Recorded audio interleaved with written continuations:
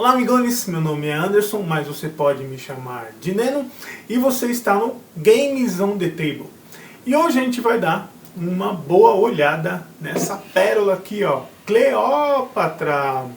A sedutora rainha egípcia resolveu construir um belo palácio. E atraídos pelas altas recompensas da rainha, vários construtores e projetistas se juntaram à Sociedade dos Arquitetos para ver quem será o melhor e o maior arquiteto do Egito. Mas há boatos de que na corrida pela construção do palácio, alguns arquitetos foram seduzidos por Sobek, o deus crocodilo, e receberam alguns benefícios escusos para a construção das peças do palácio. Cleópatra não vai deixar isso barato. O mais corrupto dos arquitetos, que ironia, será jogado aos crocodilos. E você, vai se deixar seduzir pelas ofertas dos adoradores de Sobek? Ou vai resistir para ser o maior arquiteto do Egito? Ou talvez um pouco de cada. Vamos ver isso na mesa? Vamos lá.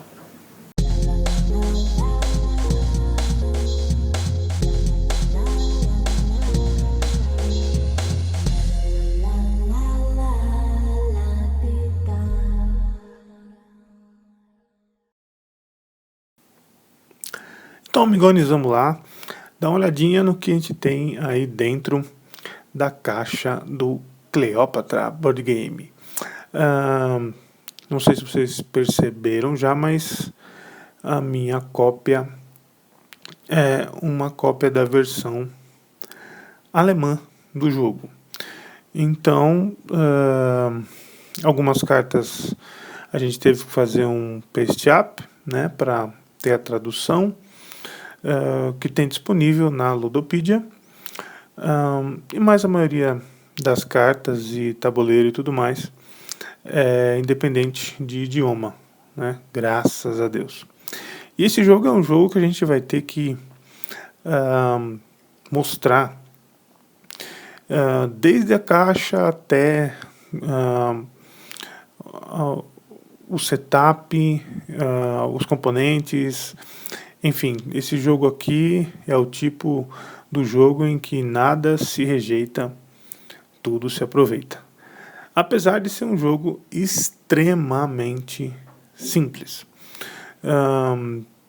Eu vou mostrar para vocês a mecânica básica do jogo e como o autor, o Bruno e o Ludovic, eles foram colocando ideias novas em cima de uma ideia básica simples, que fez do jogo algo muito, muito, muito bacana, né?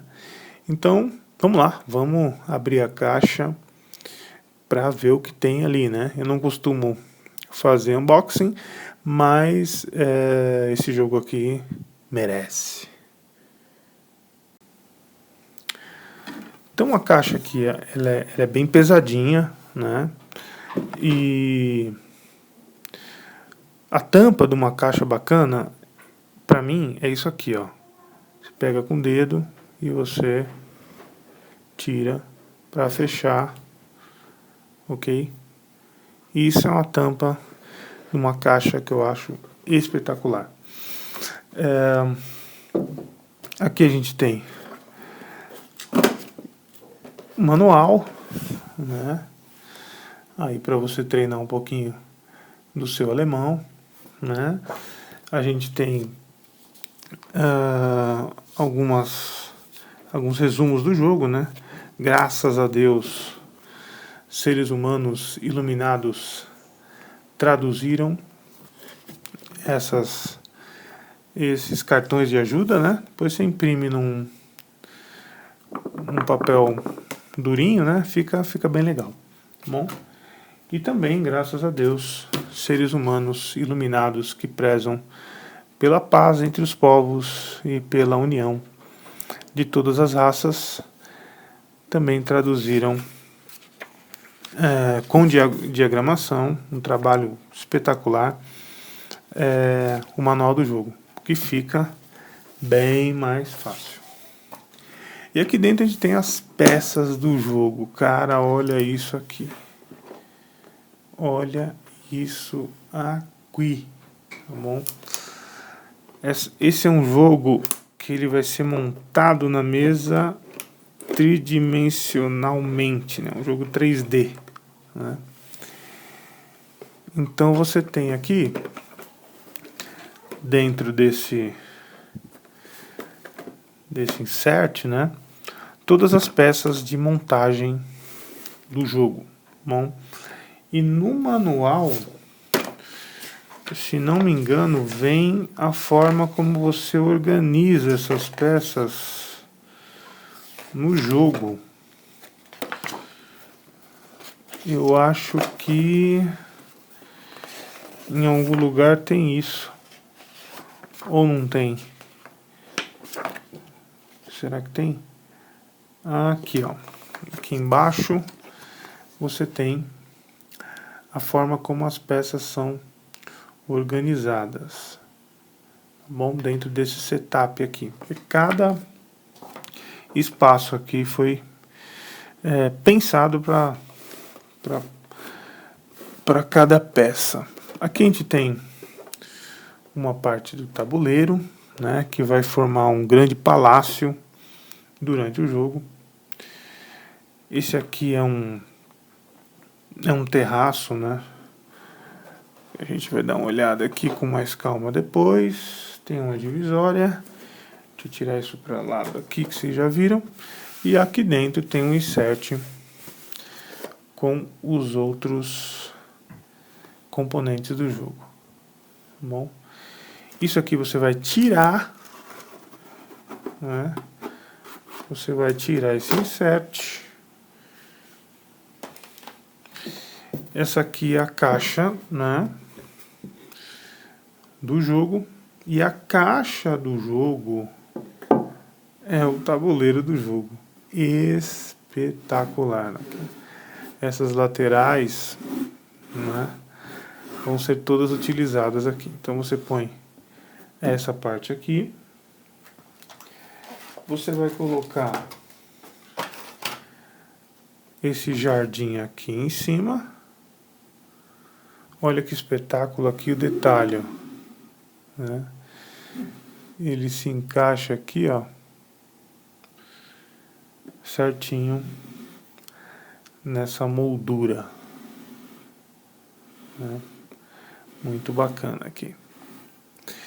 Então, se você não tiver cuidado com essa caixa, né, por exemplo, essa marquinha aqui, ó, do lado já prejudica um pouco o tabuleiro. Mas também não vamos ser tão exigente assim, né? E você tem um terraço central aqui. Olha que coisa, que espetáculo. Você vai ter essa visão aqui, ó, do jogo. Espetacular. Isso aqui já apagou o jogo, né? Mas vamos montando o setup com muita calma nessa hora, porque a gente vai montando e depois explicando a função de cada um dos componentes. Lógico que as peças aqui, né, você tem que tirar esse plástico aqui, que ele é meio chatinho, porque ele encaixa perfeitamente aqui em todas as peças, né? Então, te tira. Aí você vê, ó, que nesse insert, né, isso aqui é do insert, ó, né? E esse aqui, ó, se encaixa perfeitamente. O espaço aqui, esse aqui são 2 obeliscos, eles se encaixam perfeitamente aqui nessa região, tá bom? Isso aqui vai ficar do lado do jogo, tá bom? A gente vai tentar colocar aqui desse ladinho aqui, só para não atrapalhar, tá bom? Ao lado do tabuleiro aqui, a gente vai colocar os dados do sumo sacerdote e perto dele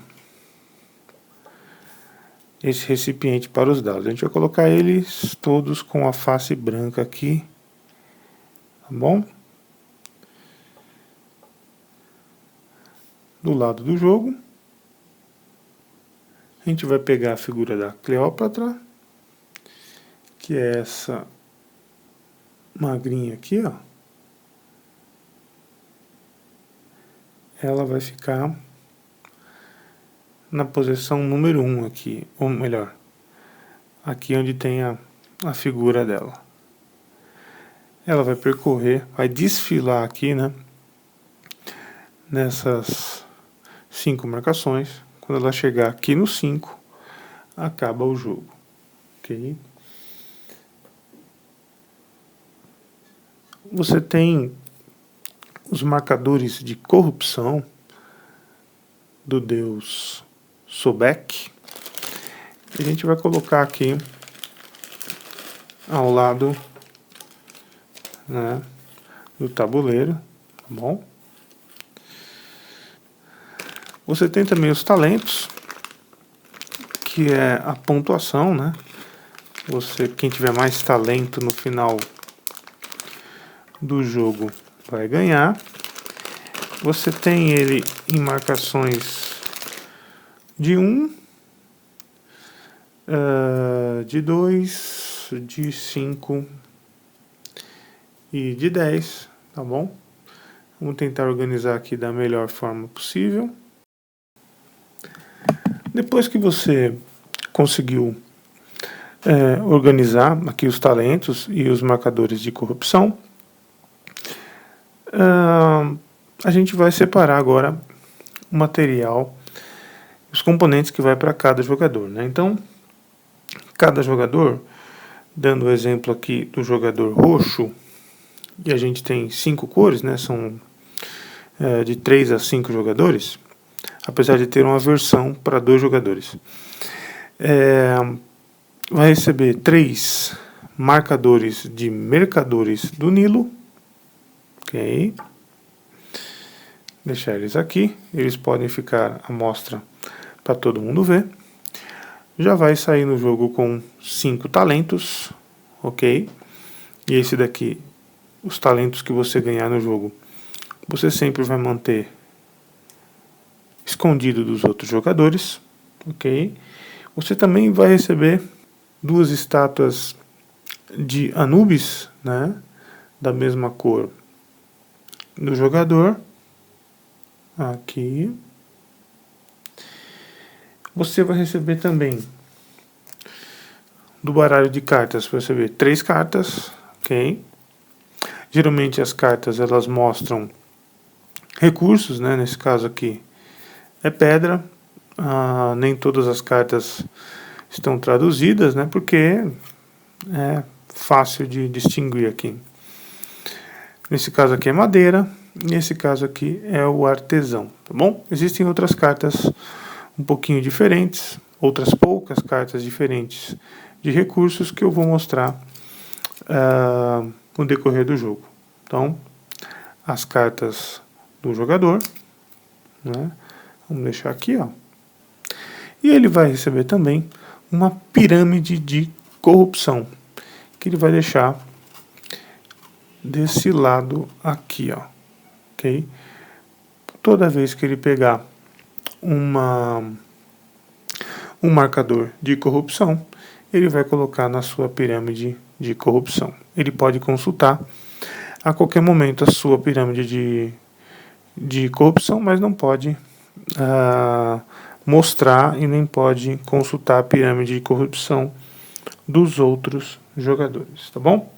Você tem também ainda no jogo o jogador branco,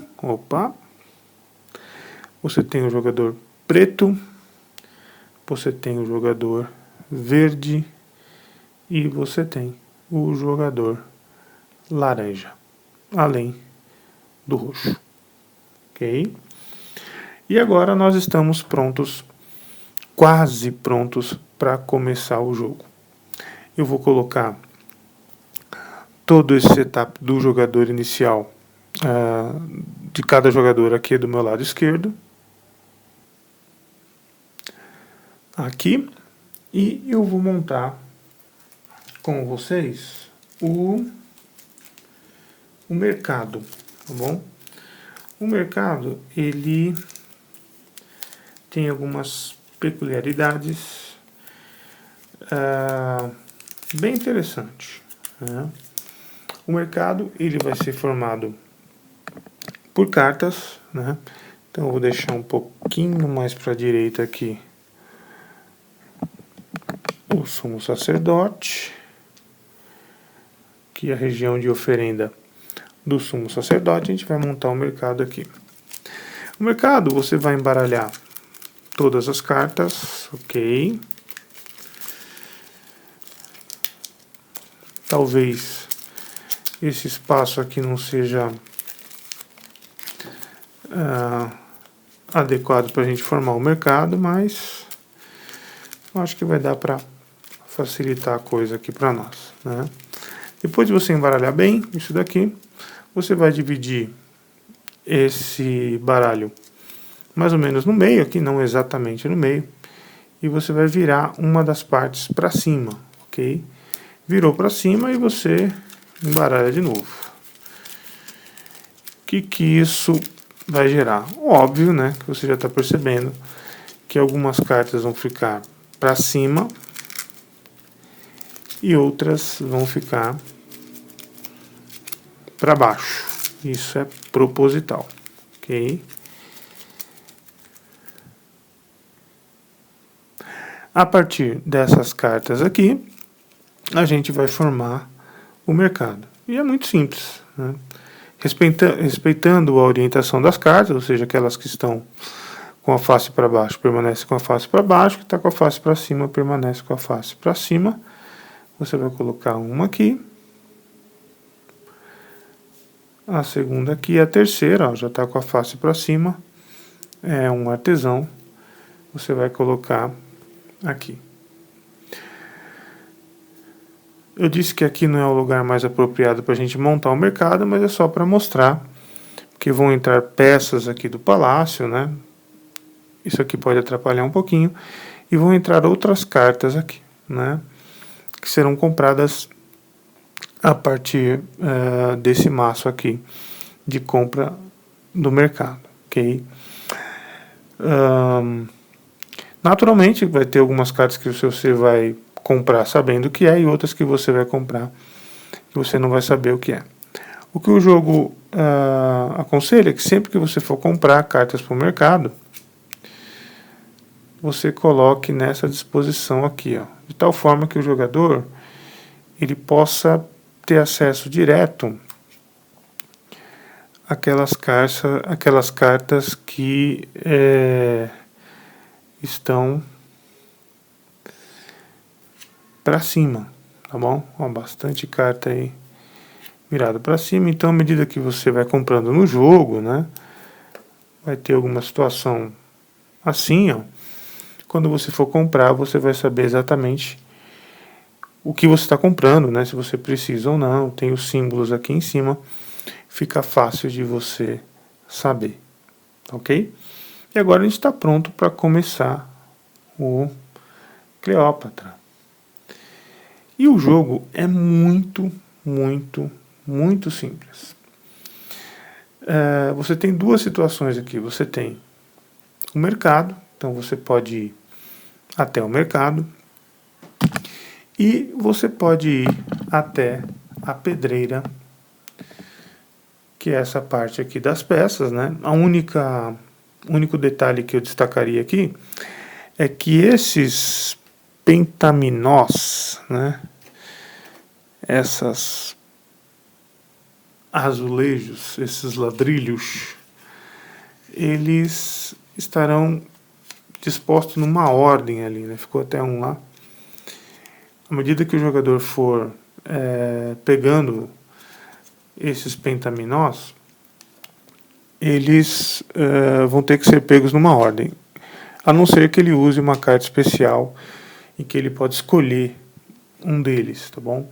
Então você tem que mais ou menos embaralhar ou você deixar numa posição em que dê para você pegar na ordem que foi colocada no começo do jogo lá. Você não pode espalhar isso daí numa região, né? Então são duas situações, o mercado e a pedreira. Ou você vai até o mercado comprar cartas que são recursos que você precisa para construir aquelas estruturas. Eu vou mostrar cada uma delas já já. E é isso. O jogo é isso. Pegar recursos para construir estruturas. Você vai encaixar essas estruturas aqui no palácio, né? Deixa eu ver se eu tenho aqui. Vou pegar o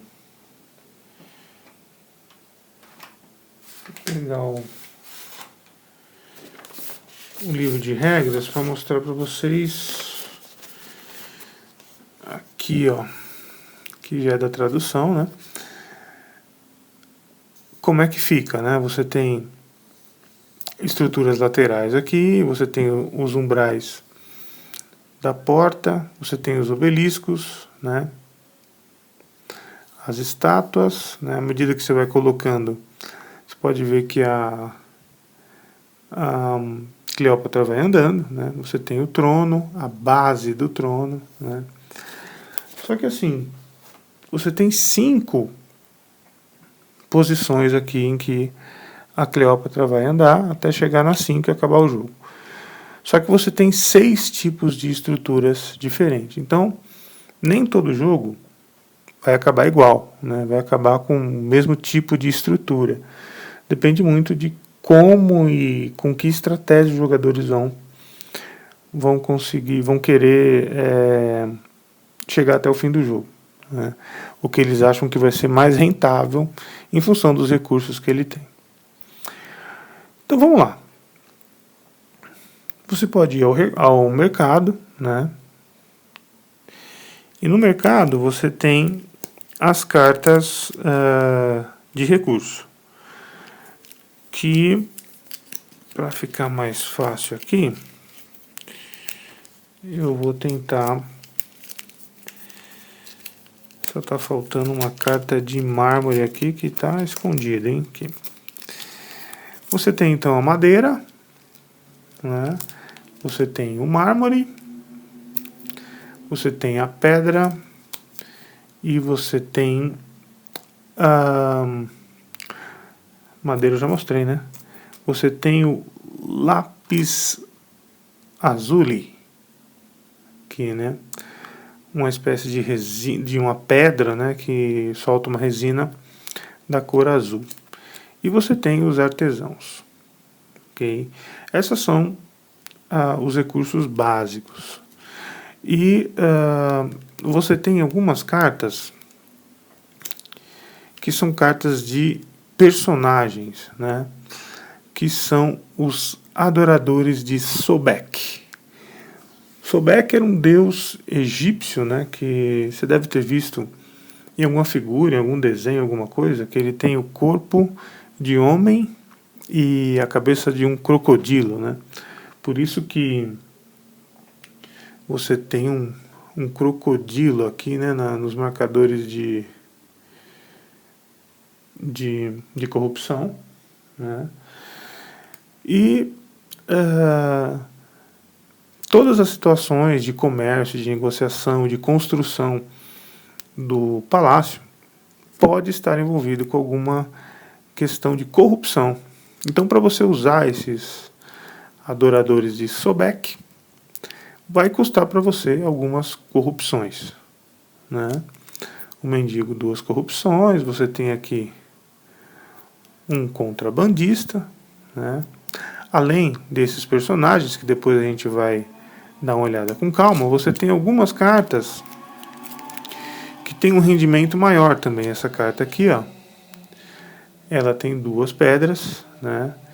Então ela vai render para você uma carta, 2 pedras, só que você também vai ganhar um símbolo de corrupção, né? Um marcador de corrupção que você vai colocar ali no seu cofrinho de corrupção. Tá joia?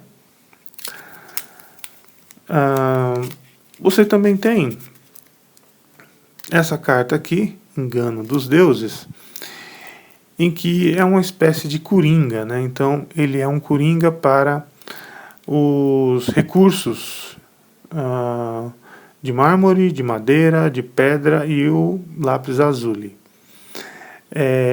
Ele não é coringa para o artesão, né? E tem também um componente no jogo que tem a mesma função, ou a função muito parecida com essa carta, que são os mercadores do Nilo. É uma espécie de coringa também que você pode usar, né? Só que eles têm um poderzinho a mais que a carta do Engano dos Deuses, né? Porque a carta do Engano dos Deuses, ela é um coringa para todos os recursos básicos, e a carta o token de mercador, não sei se você percebeu, além de todos os recursos, ele também é coringa para o artesão. Ali o primeiro verdinho da esquerda, o artesão. Tá joia? Se você conseguir chegar até o final do jogo sem usar um desses aqui, você ganha 3 talentos por cada um que você não usou, né? Como você tem 3, você pode chegar até 9 talentos no final do jogo, que é uma quantidade razoável, ok?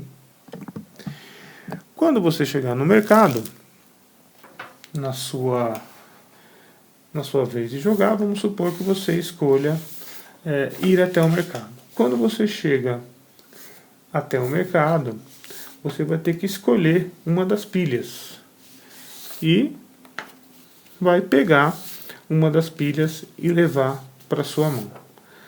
Aí que o jogo começa a ficar interessante.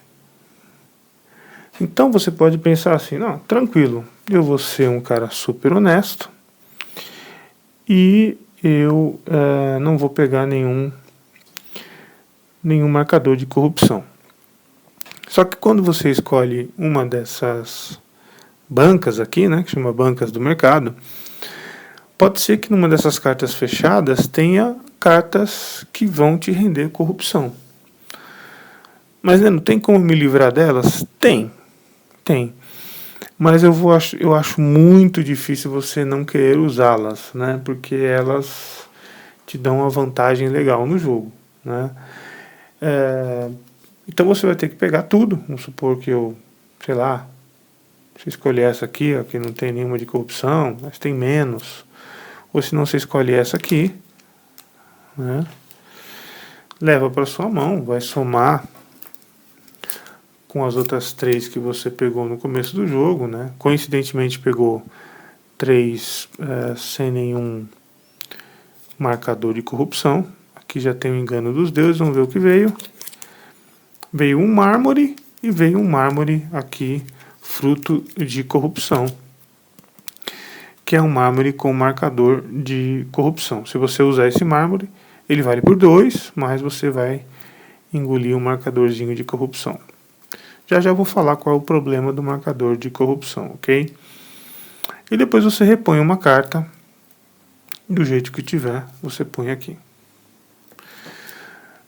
O máximo de cartas que você pode ter na mão são 10. Né? Se você terminar o turno com mais de 10 cartas na mão, aí você tem 2 escolhas. Você descarta as cartas a sua escolha, né? Até ficar com 10, e você pega um amuleto de corrupção, tá bom? Que vai ser colocado na sua pirâmide de corrupção. Então, peguei lá os 10, Voltei para 10, que é o certinho, mas eu vou ter que colocar aquele marcador lá. Caso você queira ficar com mais de 10, então vamos imaginar que você tem 1, 2, 3, 4, 5, 6, 7, 8, 9, 10, 11, 12, 13, 14. Mas para a sua próxima jogada você vai usar isso daqui, você vai usar as 14, você não pode se livrar disso.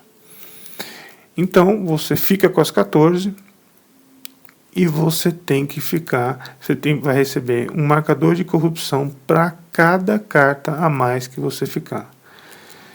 Não é um bom negócio, a não ser que você tenha uma jogada espetacular para fazer no seu próximo turno. Mas você vai engolir uma quantidade razoável de corrupção se você fizer isso, mas isso depende também de como que os outros jogadores estão jogando. Se eles estão jogando utilizando muita corrupção ou estão sendo menos corruptos, você vai percebendo isso. Durante o jogo tem que ficar bem atento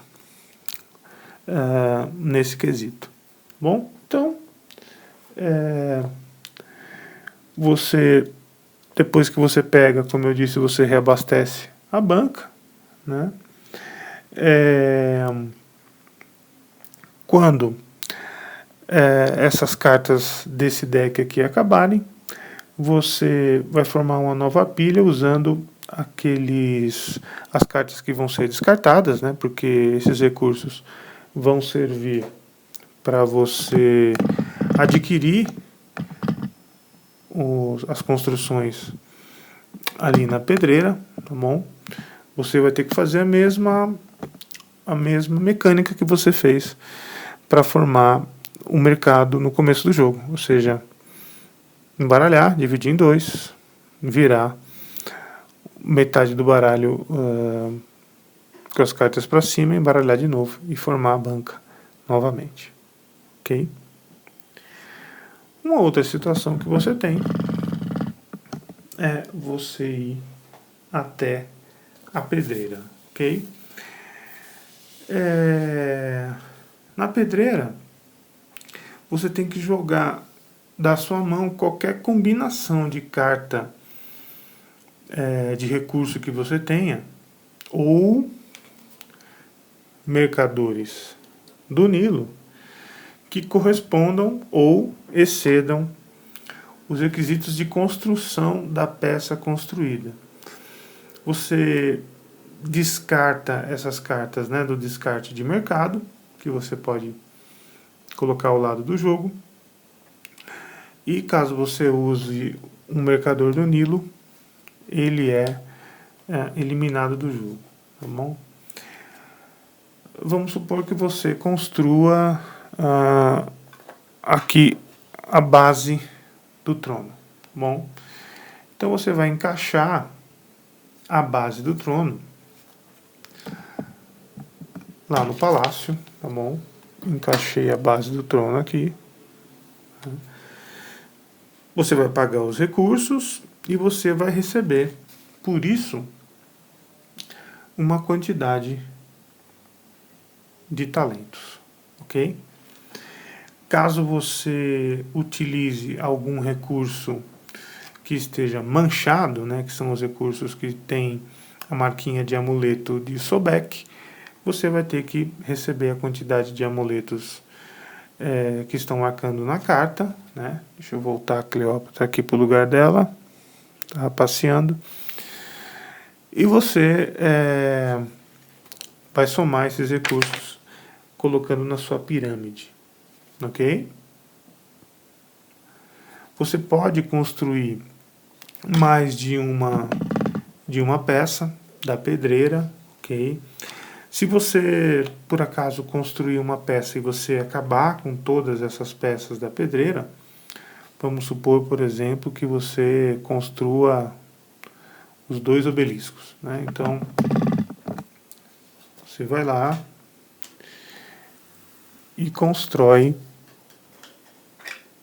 desculpa o bração aí na frente, os 2 obeliscos. Eles têm um local aqui para ser colocado, você vai precisar de bastante recurso, já eu vou mostrar cada um deles aqui. Então, você construiu aí os 2 obeliscos, ok? Olha que coisa espetacular. Você vê o tamanho do obelisco em relação a Cleópatra, né? Caso você construa todas as estruturas de um mesmo tipo, você vai ganhar um bônus, né? Algumas peças, dependendo da colocação que você põe, você ganha um bônus. Algumas peças você não vai poder escolher exatamente onde você colocar, ela tem uma sequência lógica de colocação. E na medida que você põe, a Cleópatra avança. Ok?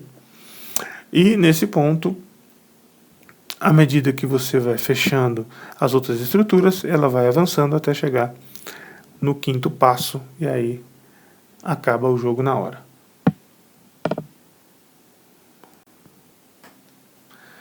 Então, basicamente, é isso, né? Ou o mercado, ou você vai até a pedreira e você vai construir essas estruturas.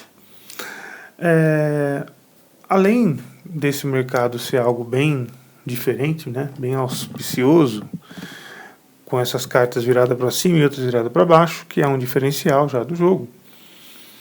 Toda vez que você vai à pedreira e você constrói uma estrutura qualquer, você vai rodar os dados do sacrifício ao sumo sacerdote. Então você vai pegar os dados lá, imagine que eu construí lá os 2 obeliscos e vou rodar aqui.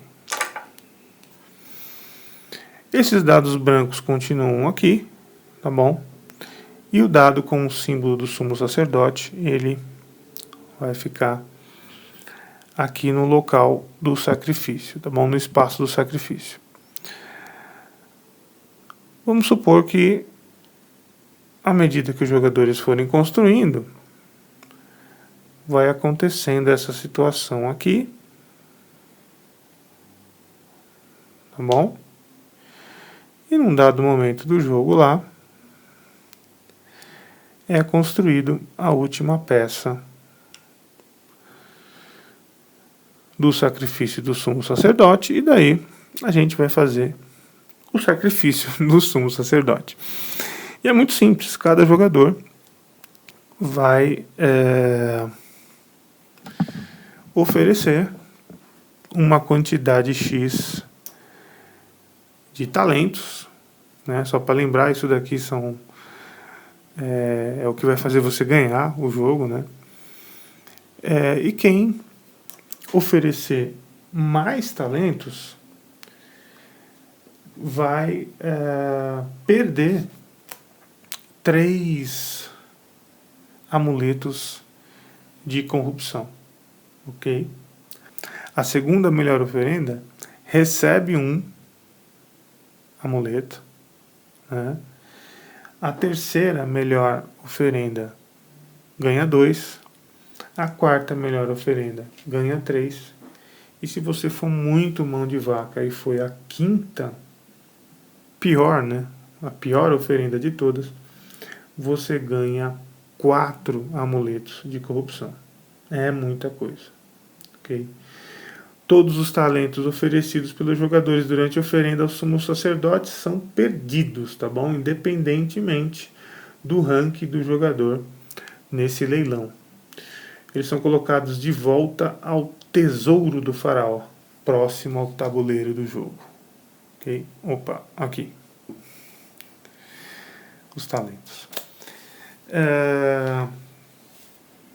Dito isto, falta a gente conversar sobre 2 coisas para a gente entender o jogo aí de forma plena, que são a função dos adoradores de Sobek e os benefícios de cada estrutura que você constrói. O primeiro deles aí é o mendigo.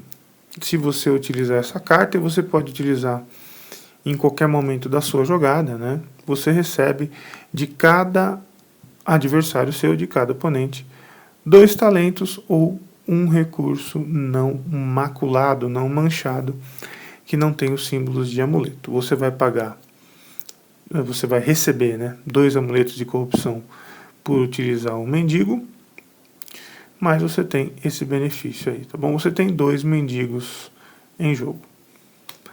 A cortesã, você pega uma carta à sua escolha da pilha de descartes. Então tá faltando um recurso, você usa a cortesã, pega qualquer carta e você tem que pagar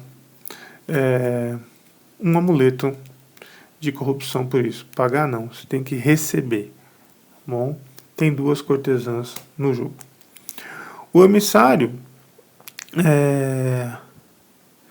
você pede recursos comuns de seus adversários e recebe deles um amuleto de corrupção para cada recurso recebido, né? Então, esse daqui eu não usei muito, achei meio complicado, né? Acho que em última situação dá para você usar. Você pede o recurso que você quer, algum recurso comum, e para cada recurso que te derem você vai receber um amuleto de corrupção, né? Tem 2 emissários no jogo também. O escriba, você tem 2 situações, né? Você tem uma situação em que você vai ter que receber 2 amuletos, né? É quando você escolhe qualquer mosaico da pedreira ao invés daquele que está no topo. Então, você tem ali os mosaicos da pedreira, né? E está faltando um mosaico para completar uma coisa bacana que eu vou explicar já já aqui no jardim, né? O mosaico ele vai ficar aqui em cima no jardim. Você pode usar o escriba e escolher qualquer um deles. Ou se não, você não paga nenhum amuleto de corrupção e você pode descartar o escriba para você mudar a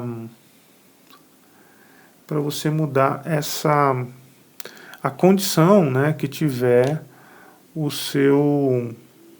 sacrifício ao sumo sacerdote. Vamos supor que esteja nessa situação aqui, né, e você pode...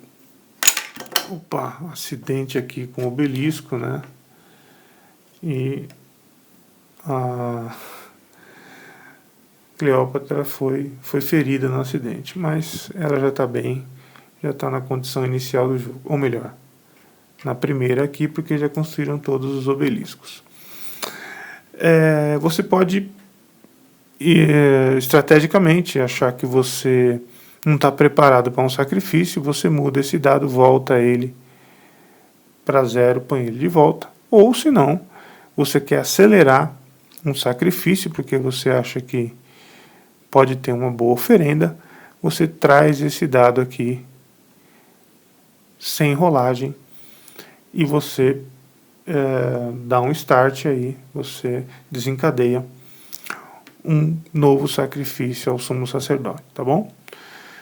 Algo que eu não lembro de ter falado, mas lógico, depois do sacrifício, isso daqui volta para a posição 0, ok?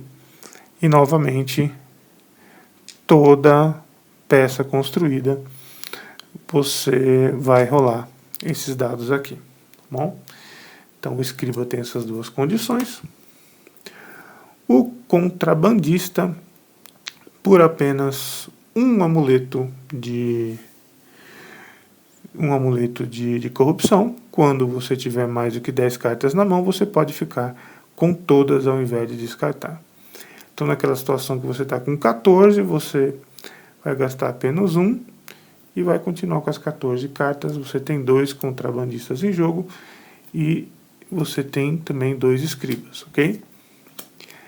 E a última que é o vizir. Você compra 5 cartas da pilha do mercado e recebe um amuleto de corrupção para cada carta que você resolva manter na sua mão. Descarte as outras cartas que você não quiser, ok? Também é uma carta que pode gerar bastante amuleto de corrupção, depende de quantas você vai ficar na sua mão. Aí às vezes é uma carta específica que você precisa para construir uma estrutura bacana, né, para você fazer um combo e fazer bastante ponto, ganhar bastante talentos naquela situação. Ele pode ser muito útil, tá bom? Então explicamos essas cartas, explicamos também o mercado, a pedreira, as condições iniciais de jogo. A gente vai conversar finalmente sobre as estruturas do jogo, tá bom? E para isso eu vou deixar para conversar sobre estruturas num próximo vídeo, e no próximo vídeo também eu vou mostrar como você pode desenvolver uma rodada do jogo, enfim, e conversar um pouquinho sobre as estratégias do jogo, ok? Meu nome é Anderson, mas você sabe que pode me chamar de Neno. Você está no Games on the Table. Até o próximo vídeo. Um abraço.